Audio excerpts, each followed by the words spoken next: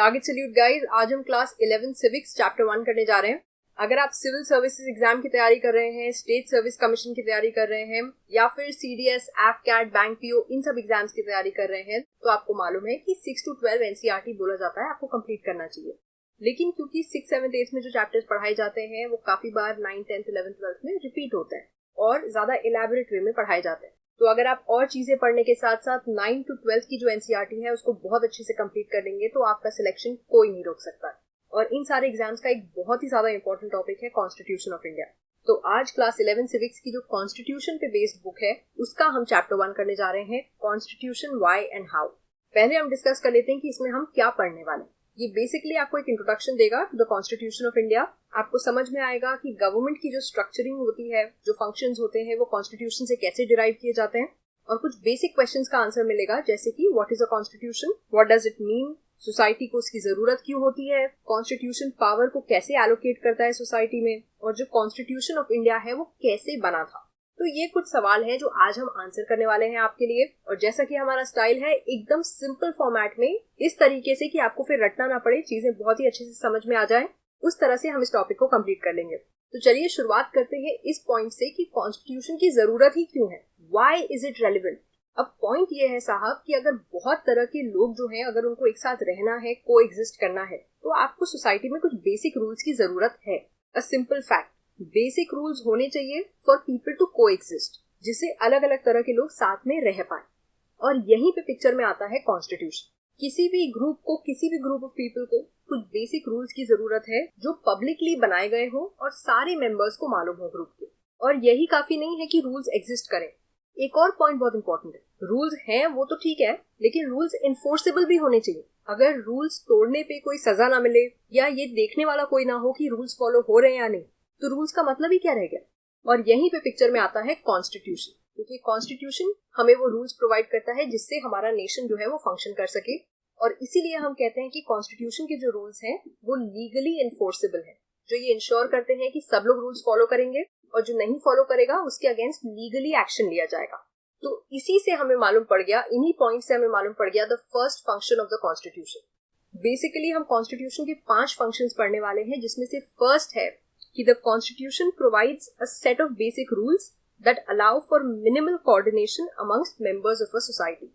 इतना minimum coordination तो हो सके कि लोग साथ में सोसाइटी में रह सके, और ये रूल्स प्रोवाइड करता है constitution. This is the first function of the constitution. अब यहाँ पे इन पॉइंट्स को याद रखने की एक और वजह हमको मिल जाती है कि ये जो पॉइंट्स हैं ये ग्रुप डिस्कशंस और इंटरव्यूज में भी आपके बहुत काम आएंगे।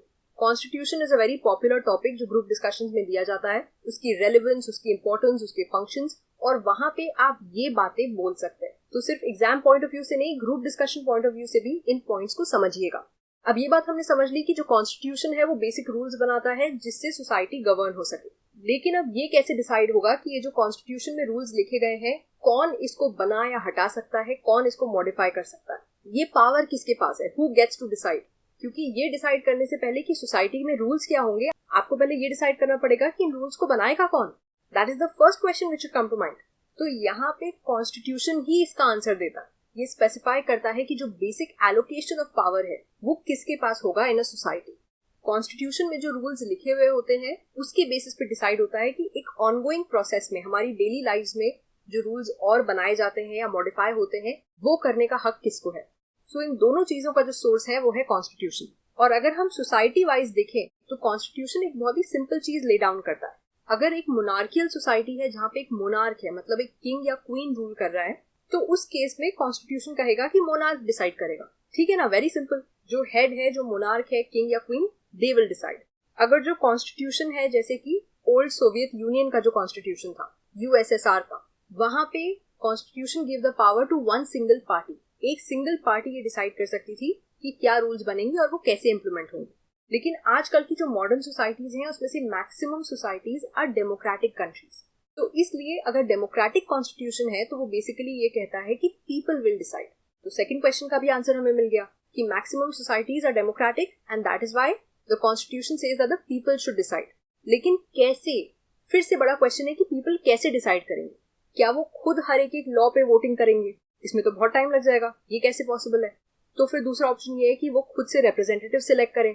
तो आप रिप्रेजेंटेटिव कैसे सिलेक्ट करेंगे, कितने रिप्रेजेंटेटिव्स होने चाहिए?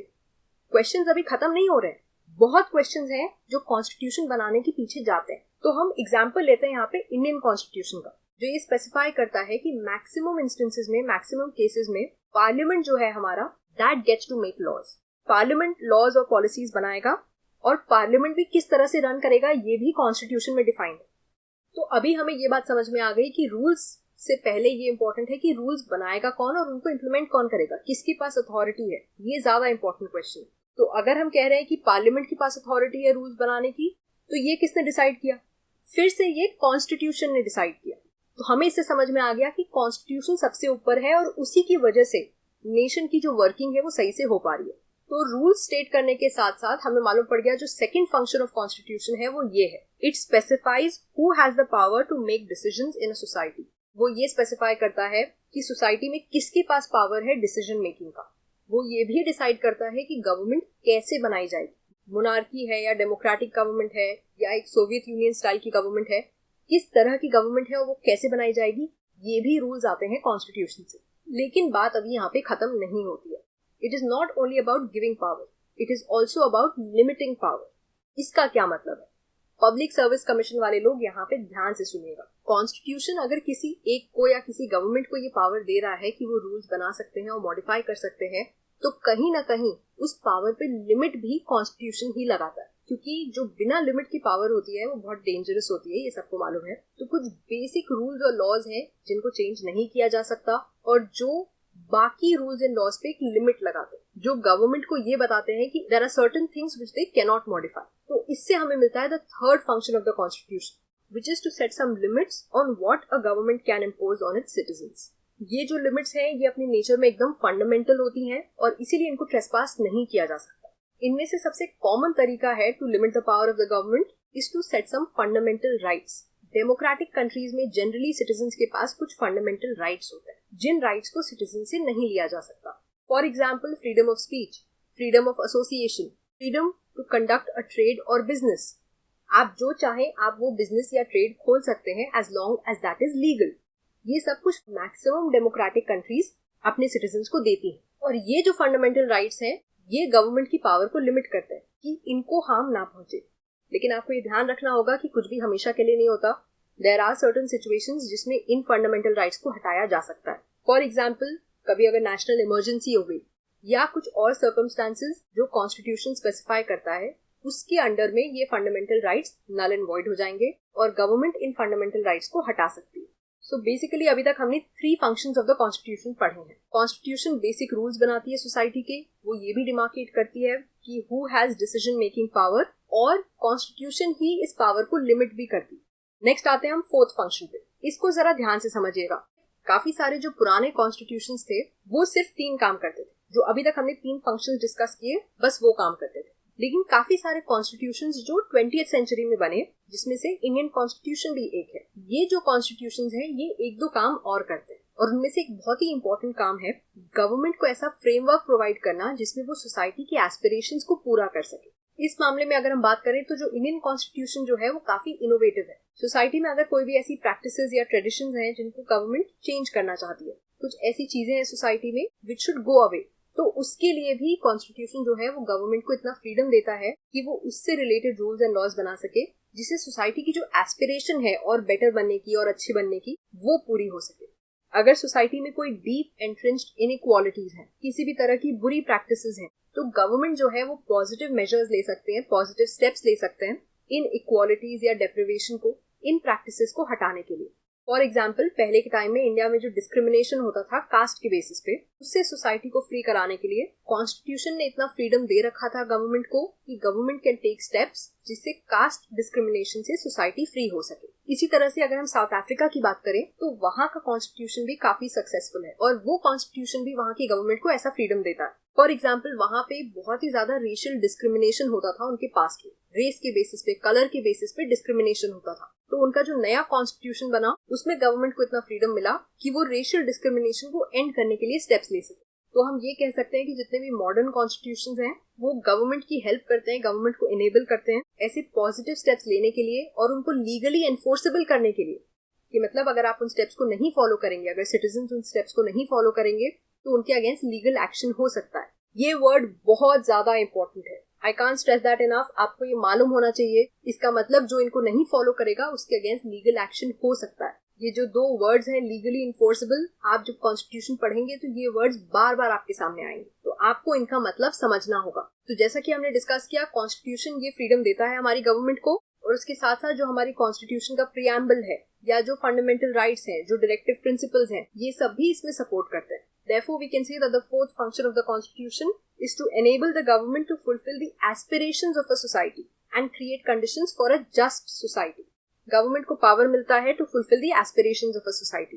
तो यहाँ से अब एक और बात निकल के आती है। हम 5th फंक्शन पे जाने से पहले एक पॉइंट और डिस्कस करते हैं। अब आप लोग ऑलरेडी इंटेलिजेंट हो, आपको मालूम है, मुझे बताने की जरूरत नहीं है कि जैसा कि हमने डिस्कस किया, जो कॉन्स्टिट्यूशन है वो सिर्फ रूल्स की एक बुक नहीं है, वो ये भी इंश्योर करती है कि गवर्नमेंट सोसाइटी की गुड के लिए स्टेप्स ले सके, सोसाइटी को बेहतर करने के लिए स्टेप्स ले सके। इस पॉइंट पे हम डिस्कस करते हैं 2 और कंट्रीज के कॉन्स्टिट्यूशन को। साउथ अफ्रीका, जैसा कि हमने डिस्कस किया, वहां का कॉन्स्टिट्यूशन भी बहुत प्रोग्रेसिव है और वो रेशियल डिस्क्रिमिनेशन हटाने के साथ साथ और भी बहुत सारी चीजों में गवर्नमेंट को मोटिवेट करता है, हेल्प करता है टू टेक स्टेप्स, जैसे कि एनवायरमेंट को प्रोटेक्ट करना, नेचर को कंजर्व करना, या ये देखना कि किसी के साथ भी अनफेयर डिस्क्रिमिनेशन ना हो, किसी के साथ भी कोई इनजस्टिस ना हो, लोगों को एडिक्वेट हाउसिंग प्रोवाइड करना, रहने की जगह प्रोवाइड करना, अच्छा हेल्थ केयर प्रोवाइड करना। तो वहां का जो कॉन्स्टिट्यूशन है वो साउथ अफ्रीकन जो गवर्नमेंट है उनको ऐसी बहुत सारी रिस्पॉन्सिबिलिटीज असाइन करता है। इसी तरह से अगर हम इंडोनेशिया की बात करें तो वहां पे एक नेशनल एजुकेशन सिस्टम जो है वो गवर्नमेंट को एस्टैब्लिश करना है और ये इंश्योर करना है कि जो गरीब बच्चे हैं उनका ध्यान रखा जाएगा और उनको भी ढंग से एजुकेशन और एक अच्छी लाइफ प्रोवाइड करी जाएगी। तो ये सब डायरेक्टिव्स जो वहां की गवर्नमेंट है उनको मिलते हैं अपने कॉन्स्टिट्यूशन से। अगर आप इंडिया का कॉन्स्टिट्यूशन पढ़ने के साथ साथ वर्ल्ड के कॉन्स्टिट्यूशन से उसको कंपेयर करोगे तो you will get a better perspective, और जितने अच्छे से आप समझोगे उतना रटना नहीं पड़ेगा और उतने अच्छे से आप इन पॉइंट्स को एक्सप्लेन कर पाओगे और लिख पाओगे जब जरूरत पड़ेगी। तो जैसा कि हमने प्रॉमिस किया था 5 फंक्शंस हैं, तो आते हैं लास्ट फंक्शन पे, the 5th function of the constitution. ये शायद हमारे कॉन्स्टिट्यूशन का सबसे ज्यादा इंपॉर्टेंट फंक्शन होता है। सारे फंक्शंस में this function is the most important, और ये क्या है? To provide a fundamental identity to the people. हम सब जो हैं, जितने भी लोग हैं इंडिया में, हम सब एक कलेक्टिव एंटिटी हैं, हम साथ मिलके एक बेसिक ग्रुप ऑफ पीपल हैं, लेकिन हमको एक पॉलिटिकल आइडेंटिटी सिर्फ तब मिलती है जब इंडिया का कॉन्स्टिट्यूशन वैलिड होता है। बहुत ही सिंपल सी बात है, बहुत ही बेसिक लेवल पे आपको इसको समझना होगा। आपकी, हमारी, जितने भी इंडियंस हैं, हम सबकी कलेक्टिव आइडेंटिटी तभी बनती है जब इंडिया का कॉन्स्टिट्यूशन जो है वो वैलिड है। कॉन्स्टिट्यूशन बनने से पहले हमारी बहुत सारी आइडेंटिटीज हैं, हम अपनी लाइफ में बहुत सारे रोल्स निभाते हैं, पर्सनल लाइफ में, प्रोफेशनल लाइफ में, लेकिन वो सब नेगेट हो जाएंगे, उन सब की वैल्यू खत्म हो जाएगी अगर एक पॉलिटिकल फ्रंट पे आपकी कोई आइडेंटिटी नहीं होगी। अगर आप किसी कंट्री के सिटीजन नहीं हैं तो काफी सारी चीजें जो हम डेली लाइफ में फॉर ग्रांटेड लेते हैं वो होंगी ही नहीं, वो खत्म हो जाएंगी। वो बेसिक एमिनिटीज जो आपको एक इंडियन सिटीजन या किसी भी कंट्री के एक प्रॉपर सिटीजन बनने से मिलती है, वो आपकी पॉलिटिकल आइडेंटिटी के बेनिफिट्स हैं। जब आप और हम सब मिलके अपने कॉन्स्टिट्यूशन को एक्सेप्ट करते हैं, उसके नॉर्म्स और प्रिंसिपल्स को एक्सेप्ट करते हैं, तब हमें मिलती है हमारी पॉलिटिकल आइडेंटिटी। इसी चीज को देखने का एक सेकंड पॉइंट ऑफ व्यू ये है कि हमारे आपके जो भी इंडिविजुअल गोल्स हैं, जो भी इंडिविजुअल ड्रीम्स हैं, एस्पिरेशंस हैं, जो हम बनना चाहते हैं, जो हम करना चाहते हैं, कहीं ना कहीं वो हमारे कॉन्स्टिट्यूशन से इफेक्ट होते हैं। उसके बैकड्रॉप में, उसके बैकग्राउंड में हमारा जो कॉन्स्टिट्यूशन है वो काम कर रहा है। अब आप पूछोगे कैसे? वो ऐसी फंडामेंटल वैल्यूज हमें प्रोवाइड कर रहा है जिनको ट्रेसपास नहीं किया जा सकता, जिनको नहीं तोड़ा जा सकता, और इसीलिए हम कह सकते हैं कि जो हमारा कॉन्स्टिट्यूशन है वो हमें एक मॉरल आइडेंटिटी भी दे रहा है। तो फर्स्ट पॉइंट में हमने डिस्कस किया था पॉलिटिकल आइडेंटिटी, और वो काफी ऑब्वियस है, कॉन्स्टिट्यूशन से पॉलिटिकल आइडेंटिटी आ रही है, वो तो ठीक है, लेकिन ये आपने सोचा भी नहीं होगा, इमेजिन भी नहीं किया होगा कि कॉन्स्टिट्यूशन से हमारी मॉरल आइडेंटिटी भी आ रही है। क्या सही है, क्या गलत है, क्या करना चाहिए, क्या नहीं करना चाहिए, ये भी काफी बार कॉन्स्टिट्यूशन ऑफ इंडिया ही डिसाइड करता है। और इसी से एक थर्ड पॉइंट ये निकल के आता है कि आप और हम जो है वो अलग नहीं है। क्या सही है और क्या गलत है ये मैक्सिमम कॉन्स्टिट्यूशंस के हिसाब से सेम ही होता है। जो चीज एक कंट्री में गलत है वो काफी चांसेस है, काफी पॉसिबिलिटी है कि दूसरी कंट्रीज में भी वही चीज गलत मानी जाएगी। तो अगर हम ऑब्जेक्टिवली देखें वर्ल्ड के डिफरेंट कॉन्स्टिट्यूशंस को तो काफी सारे डिफरेंसेस हैं, लेकिन काफी सारी सिमिलैरिटीज भी हैं। जैसे कि क्या मैक्सिमम कंट्रीज कहती हैं कि वो डेमोक्रेटिक कंट्रीज हैं। पहली सिमिलैरिटी तो ये हो गई। मैक्सिमम ये भी क्लेम करती हैं कि वो कुछ बेसिक राइट्स जो हैं उनको प्रोटेक्ट करती हैं, अपने सिटीजन्स को बेसिक राइट्स देती हैं। मैक्सिमम कॉन्स्टिट्यूशंस का जो सही और गलत का पैरामीटर है वो काफी सिमिलर है। कौन सी चीजें सही है, कौन सी गलत है, ये भी मैच करती है काफी बार। लेकिन एक सेंस में कॉन्स्टिट्यूशंस जो है वो काफी अलग हो सकते हैं, मतलब काफी वेज में अलग होते हैं, लेकिन एक सेंस में बहुत ज्यादा अलग हो सकते हैं। वो किस तरह से एक नेशनल आइडेंटिटी को एम्बॉडी करते हैं, ये बहुत ज्यादा डिफरेंस क्रिएट करता है। मैक्सिमम नेशंस जो होते हैं वो डिफरेंट तरह के लोगों को, डिफरेंट ओरिजिन के लोगों को साथ में मिला के एक कॉम्प्लेक्स मिक्सचर बनाते हैं, और इतने कॉम्प्लेक्स मिक्सचर को, इतने डिफरेंट ओरिजिन के लोगों को साथ में मिला के एक नेशन बना के रखते हैं, एक कंट्री बना के रखते हैं, और उनको एक नेशनल आइडेंटिटी देते हैं। इस पॉइंट को फिर से एग्जाम्पल से समझते हैं। For example Germany. German identity कैसे बनती है? जब आप एथनिकली जर्मन होते हो, आप बाय बर्थ जर्मन होते हो, आप वहीं की एथनिसिटी फॉलो कर रहे होते हो, तो एथनिकली जर्मन बनने से आपके अंदर जर्मन आइडेंटिटी आ जाती है। सो कॉन्स्टिट्यूशन जो है वहां का, वो इसी जर्मन आइडेंटिटी को एक्सप्रेशन देता है। अगर आप जर्मन ओरिजिन के हो, अगर आप एथनिकली जर्मन हो, आपने वही कल्चर इनहेरिट किया है, तो इस बेसिस पे आपको जर्मन आइडेंटिटी मिल गई। वहीं दूसरी तरफ जो इंडियन कॉन्स्टिट्यूशन है वो एथनिक आइडेंटिटी को सिटीजनशिप का क्राइटेरिया नहीं मानता। एक और एग्जांपल लेते हैं। बुक में इराक का एग्जांपल दिया हुआ है। जब सद्दाम हुसैन का जो रिजीम है वो कोलैप्स कर गया था, तो उसके बाद इराक का नया कॉन्स्टिट्यूशन लिखा जा रहा था। इसमें बहुत प्रॉब्लम हुई थी, क्योंकि वहाँ के जो डिफरेंट एथनिक ग्रुप्स हैं वो लोग किसी कंक्लूजन पे नहीं आ पा रहे थे। वो लोग नहीं डिसाइड कर पा रहे थे कि उनका एक कॉमन कॉन्स्टिट्यूशन क्या होना चाहिए। सो इससे हमें समझ में आता है कि जो डिफरेंट नेशंस हैं, अलग अलग कंट्रीज हैं, वहाँ पे अलग कॉन्सेप्ट्स होते हैं कि किसी रीजन का सेंट्रल गवर्नमेंट से क्या रिलेशन होगा, और ये जो रिलेशनशिप है ये कॉन्स्टिट्यूट करती है कि किसी भी कंट्री की नेशनल आइडेंटिटी क्या हो। This is what makes the national identity of a country. यहाँ तक हमने बहुत डिटेल में बहुत अच्छे से कवर कर लिए the functions of a constitution. इसी चैप्टर के नेक्स्ट पार्ट में हम पढ़ेंगे अथॉरिटी ऑफ अ कॉन्स्टिट्यूशन। हम डिस्कस करेंगे कि कॉन्स्टिट्यूशन को अपनी अथॉरिटी कहाँ से मिलती है, वो कैसे बनाया जाता है, और इंडिया का जो कॉन्स्टिट्यूशन है वो कैसे बना था। अगला लेक्चर बहुत ही इंटरेस्टिंग होने वाला है और हम बहुत कुछ डिस्कस करने वाले हैं, तो इसको मिस मत करिएगा। गाइज, आपको मालूम ही है इन लेक्चर्स को बनाने में हमारी बहुत मेहनत लगती है, और ये बिल्कुल वैसा है कि जैसे आप लाइफ में कोई बहुत अच्छा काम करें, कभी क्लास में फर्स्ट आए, कभी कोई रेस जीते, और आपके पेरेंट्स, आपके फ्रेंड्स आपसे कह दें वाह क्या काम किया, बहुत अच्छा, we are proud of you. तो अच्छा लगता है ना? आपका एक सब्सक्राइब, लाइक और कमेंट हमें वैसे ही इंस्पायर करता है, वैसे ही मोटिवेट करता है। वरना आप भी सोचिए हमें इंस्पिरेशन कहाँ से मिलेगी। आप में से काफी लोग देखते हैं लेकिन आप सब्सक्राइब नहीं करते हैं, आप लाइक नहीं करते हैं। अगर पसंद आ रहा है तो उसको एक्सप्रेस करने में क्या जाता है। हमारे चेहरे पे एक स्माइल आ जाएगी, और हमारे नेक्स्ट लेक्चर्स जब आएंगे तो आपको सबसे पहले नोटिफिकेशन जाएगी, जिससे आप उनको पढ़ के अपने ड्रीम्स के और करीब पहुंच पाए। I'll see you guys next time with the next part of this lecture. तब तक के लिए अपना ध्यान रखिए और बहुत अच्छे से पढ़ाई करिए। Bye bye.